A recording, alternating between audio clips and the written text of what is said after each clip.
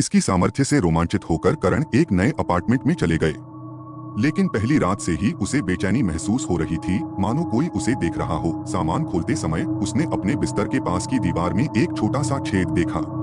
उत्सुकतावश उसने उसमें से झांका, लेकिन उसे केवल अंधेरा ही दिखाई दिया। वह बात टालकर सो गया। अगली सुबह वह उठा तो पाया कि उसके दरवाजे के नीचे एक नोट खिसका हुआ है।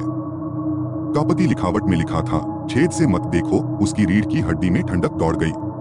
उसने चेतावनी को नजरअंदाज कर दिया और उस रात फिर से झांका। इस बार उसने कुछ देखा।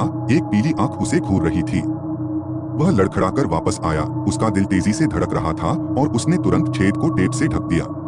उस रात वह सो नहीं सका, आंखों की यादों से परेशान होकर। अगली सुबह एक और नोट था।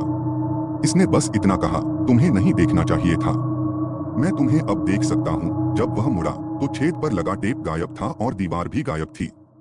इसके बजाय एक अंतहीन शून्य उसे घूर रहा था और उसमें से एक फुसफुसाहट, अब तुम मेरी हो। अगले दिन अपार्टमेंट खाली पाया गया। करण के वहां रहने का कोई निशान नहीं था, केवल गड्ढा ही शेष रह गया था, अगले किराएदार की प्रतीक्षा में।